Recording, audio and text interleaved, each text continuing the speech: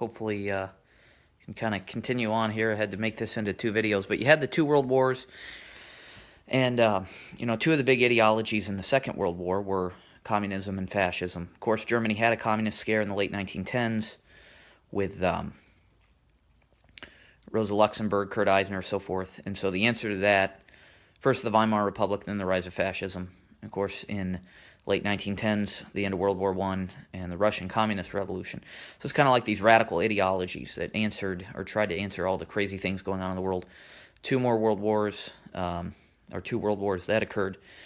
45 years, the only extreme one that lived on was communism. Of course, you see it throughout the world.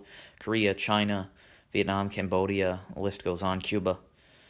And finally, the Soviet Union died in 91. There are still communist forces. But what I think it amounts to is, maybe capitalist liberal democracies are destined to be stretched out during times of calamity. The 2008 crash really affected the world. And you had the progressive answer, Barack Obama, and then later the more progressive answer with Bernie Sanders and his movement, the Democratic Socialist. And so that was kind of like a Labor Party in Europe or Canada and so on and so forth. And then the right-wing populist movement with Donald Trump, but that exists in France and Italy, like Berlusconi. And I don't consider any of those forces to be fascist or communist, but they're kind of like, here in America in the 90s and 2000s, you had the neoliberal, the New Democrats, the Clintons, and then the neocons, the Bushes.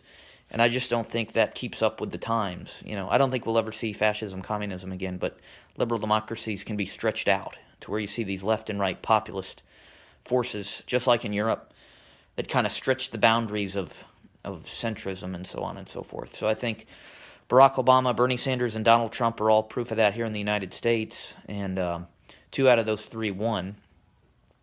But yeah, I've compared Trump to a lot of different people, but I think the rise of Obama is very similar. He came in an outsider, first black president, progressive.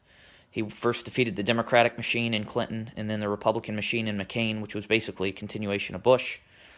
And Trump did the opposite. He beat the Republican machine first, Bush, and then the Democratic machine, Clinton. So, who knows what the world will look like in another 4, 8, 12, 16 years, but and you have 435 representatives and 100 senators and state powers and so forth. Will the Republicans go along with Trump on everything? His voters are theirs, but some might have donors that are different, If your donors are the Kochs, you might not feel bound to Trump. I don't know, but we will see, and it'll be very interesting.